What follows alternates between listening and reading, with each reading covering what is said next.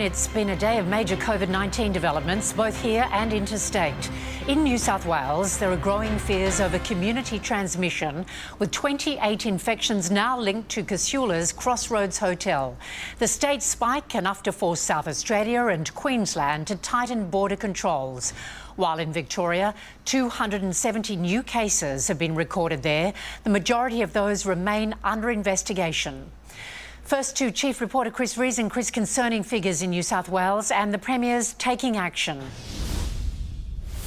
And good afternoon. Well, as flagged yesterday, the Premier has announced tougher restrictions on pubs and clubs, going back to some of the restrictions we saw earlier in this pandemic crisis, also announcing more pop-up testing centres. But when she was asked whether or not she would consider locking down those affected suburbs, she said not at this stage. Now, with 13 new cases announced across the state today, 10 are connected to the Crossroads Hotel in Casula. It's racked up a total of 28 connected cases.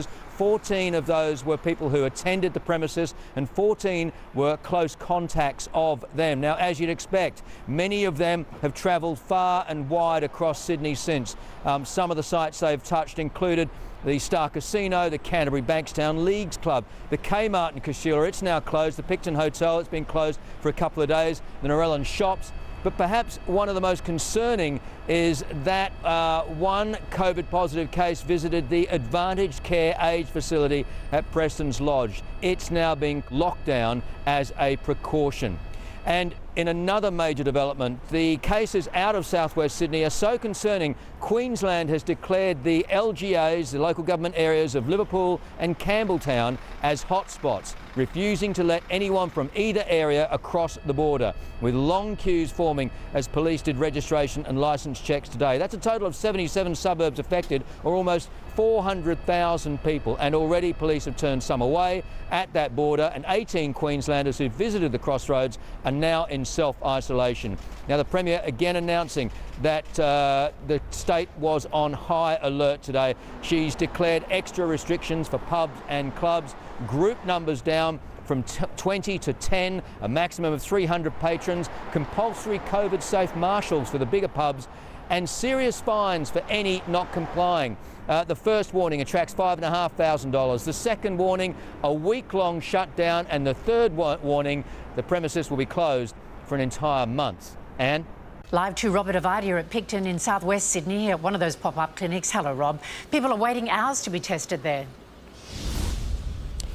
And yes, very testing times, very deliberate pun too, but I can tell you it has really tested the patience of drivers. You can see behind me at Picton there are some nurses asking questions of drivers. These are the very lucky people that are now currently at the front of the queue, but if you swing over this way, you see some probably 30 cars on the driveway alone, and what looks to be parked cars up on the street is actually the queue, and it has been no different since before sunrise today. We're talking 2 kilometre long queue here at Picton, similar lengths at Preston's, also at Camden, all in the southwest and all linked to that Casula cluster as well, as those numbers have been growing in the past couple of days. Now, having spoken to quite a few drivers today, there is a variety of reactions. Obviously, this is not the sort of thing that people want to do, waiting in their car for 3 hours, but they feel for the common good it's the sort of thing they should do. People who had been to the Picton Hotel, people who have been to a pharmacy at Tarmore, not far away, where one case was registered to, and other people who just simply live in this area and decide, just for the common good, for the sake of their own family and friends, they want to know for sure. Have you been to the Picton Hotel? Yeah, last Thursday night. The risk is very small, but I still want, for peace of mind, to get tested. We were at the chemist, at the one in Tarmore, the same day the lady was infected. Just a precaution, had a bit of a sore throat, so better be safe than sorry. So are you nervous? Yes. Yes, very. No worries. And I work in aged care, so I've got to think about them. And Rob, the New South Wales government has expressed concern about complacency. Yeah, absolutely. I mean, along the same lines that these people are all doing the right things and being cautious for the collective good, there are people doing the wrong things in a collective way too. Incidents such as the resumption of netball on the weekend, a mass photo where all of the girls not only standing right next to each other, but such a lack of awareness that is then put onto social media as an accidental taboo. Also a rugby game with the East's Rugby Club. There was a Greek party at Fairfield in the southwest of the city as well. So there is very much the feeling or the fear from the government that people think that the worst of this is behind us. But of course, the fears from the Premier is that we do not want to see what Melbourne is experiencing right now. If you're organising a community event, if you are a voluntary organisation having a voluntary event, good social distancing has to be part and parcel of what you're doing. It's up to you to make sure there's enough space between the person in front of you and the person behind you. So there aren't just those pop-up clinics we've referred to today. There are also clinics at Liverpool Hospital, Fairfield Hospital to Campbelltown around here. And there are calls also today from the state opposition that there ought to be more and more pop-up clinics as the days progress.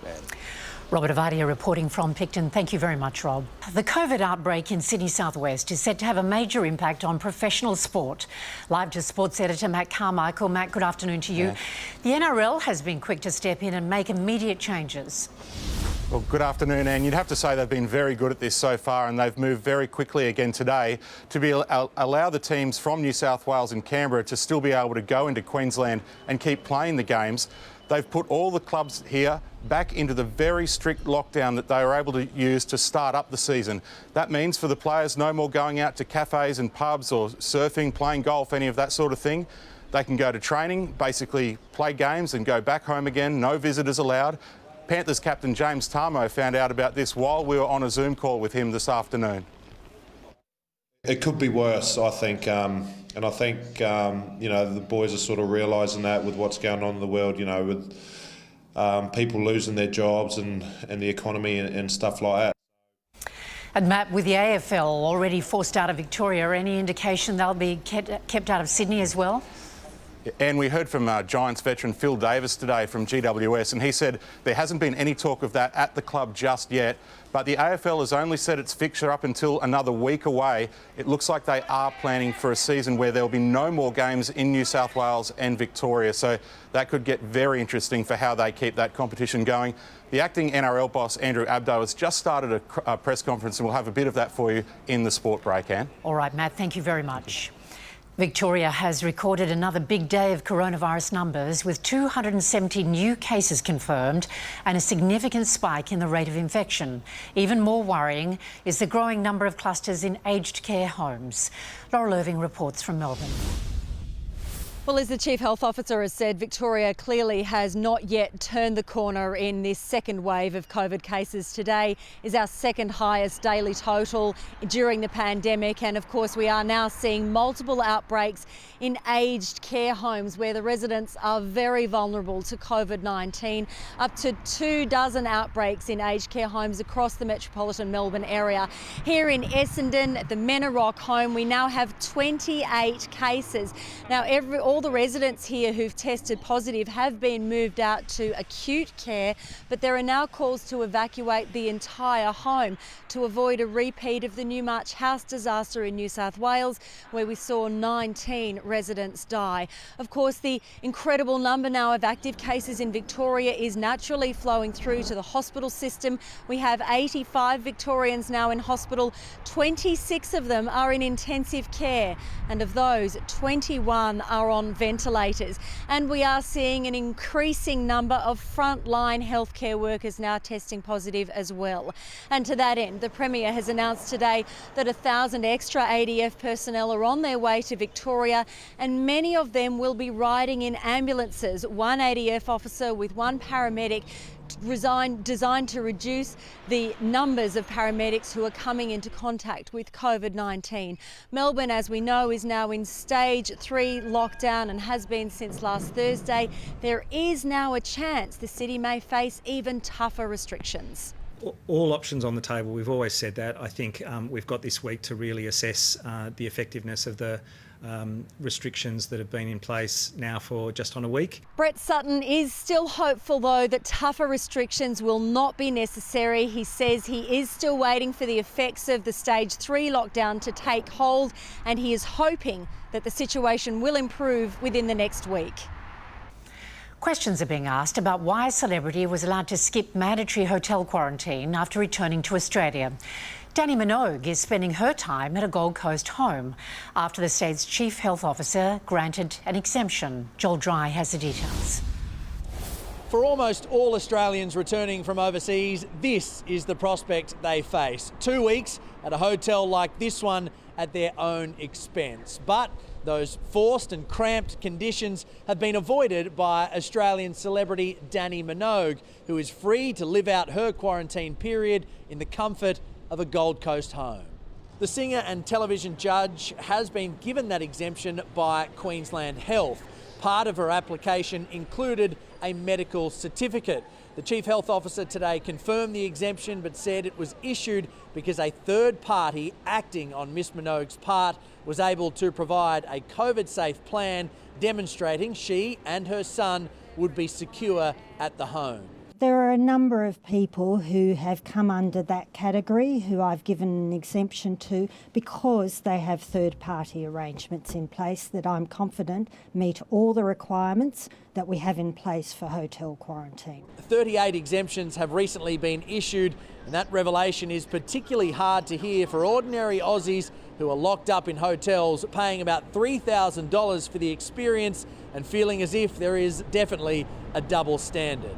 I can understand why it might look that way and why some might portray it that way.